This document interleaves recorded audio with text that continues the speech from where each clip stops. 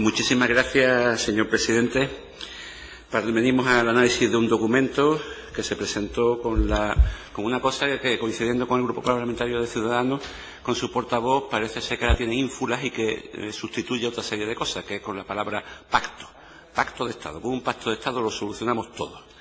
Parece ser que lo que no nos damos cuenta es que la cuestión de las violencias machistas son amplias, complejas y tienen mucho más que ver con problemas de educación, de la situación efectiva, social, económica de las mujeres, y al mismo tiempo tienen muchísimo que ver con si existen o no existen recursos que se dotan a las políticas que vayan contra las violencias machistas.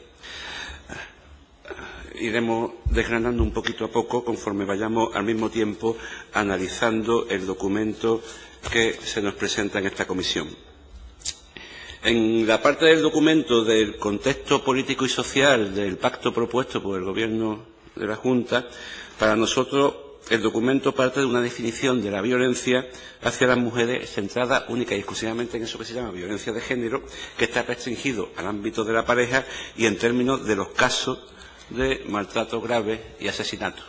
Creemos que lamentablemente existen muchos ejemplos de violencia de género. Violencia de género existe en el ámbito laboral, existe también porque en el ámbito educativo, al no existir una separación efectiva, por ejemplo, de la Iglesia y el Estado.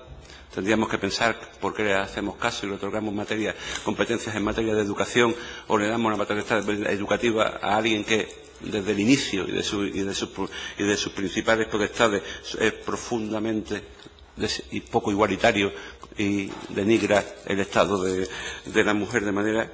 O al mismo tiempo habría que reflexionar acerca de cómo en ese Consejo de Gobierno en el que usted está y que se toman las consideraciones de manera colegiada, se están produciendo en cada decisión, en cada ámbito de externalización, de privatizaciones, de contratos que da la propia Junta de Andalucía, se están produciendo precisamente situaciones que agravan la precariedad y las condiciones laborables en ámbitos de trabajo que están profundamente feminizados. Creemos que sería un ámbito más amplio y que verdaderamente ahí sería verdaderamente un pacto en el cual nosotros podríamos estar más contentos, porque creemos que se está parcelando una parte de la realidad del problema, que parece ser que se quiere tapar con el tema del pacto. Creemos que hay unas críticas al retroceso en nuestro Estado, y Andalucía no es parte ajena, del desmantelamiento de las políticas de igualdad de género en nuestro país por parte del informe CEDAW de 2015 de la ONU, que se asocian en este documento que usted nos trae solamente a medidas del último gobierno. Pero, sin embargo, este informe que he citado también se refiere a un periodo de 5 años en el que se incluyen medidas como la supresión del Ministerio de Igualdad, que adoptó, recordemos, un gobierno como el de Zapatero, sacrificando la igualdad y las medidas a las políticas de austeridad, o el vaciamiento que realmente tenemos ahora en las competencias del Instituto de la Mujer, aquí en Andalucía, o, por citarlo, de su supresión, como en Castilla-La Mancha, que lo hizo un gobierno socialista en ese momento. Creemos que verdaderamente que tendríamos que ir a un análisis más pormenorizado de ese contexto político y social que se está realizando. En el marco normativo se produce, desde nuestro punto de vista, una relación acrítica de la normativa desarrollada y que están vigentes, presentadas como argumento de todo lo que se ha hecho y, en cierto momento, como pretendida justificación de no hacer todo lo necesario.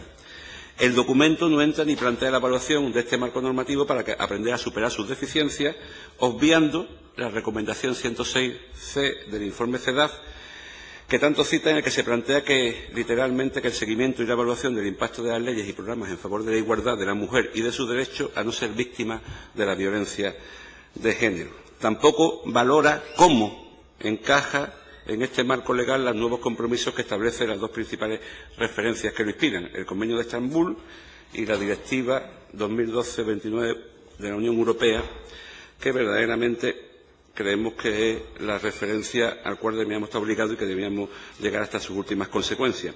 Y, por último, tampoco establece cuál es el estatus jurídico del propio pacto y en qué medida obliga a su firmante. Con respecto a los compromisos y medidas establecidos en dicho pacto, la propuesta de pacto, desde nuestro punto de vista, carece de cualquier estrategia. Se trata de una relación de medidas sin operativizar, articular o coordinación aparente, un listado heterogéneo de medidas, algunas veces repetidas, y de propósitos que no concreta los compromisos ni contempla cómo fijarlo en determinados plazos. No se entiende el criterio de diferenciación entre unas medidas y otras. Se establece un conjunto de medidas urgentes y otro de medidas específicas sin que exista un criterio aparente. ¿Por qué están ahí unas y otras? El listado de medidas urgentes incluye algunas como restablecer y desarrollar la obligatoriedad de la asignatura de Educación para la Ciudadanía, restablecer el Ministerio de Igualdad eliminado en 2010 y activar y devolver las competencias de manera inmediata al Instituto de la Mujer Estatal. Dos medidas, por cierto, que ya sabemos, y como ya he referido anteriormente, que ya sabemos todos quién las tomar. No obstante, creemos, en nuestro grupo, que la mayor carencia es su falta de compromiso y propuestas concretas para prevenir las violencias machistas y su inclinación a concentrarse en medidas punitivas que no contribuyen a solucionar el problema y sirven para popularizar una reacción neomachista. Esta preocupación por el desarrollo de medidas como de prevención, detección y atención temprana debe ser una de las prioridades políticas que deben de tener su Gobierno, debe de tener este Parlamento de Andalucía, y ahí estaremos en el marco de los pactos en donde Podemos estará integrado y donde verdaderamente creemos que debe de ser la dirección correcta. No creemos que verdaderamente exista en toda esa declaración de medidas. Señor Romero, le quedan 20 segundos. Termino enseguida. O si en el segundo turno haremos ya algún discernimiento acerca de medidas concretas que están contempladas en el pacto. Muchísimas gracias. Muchas gracias, señor Romero.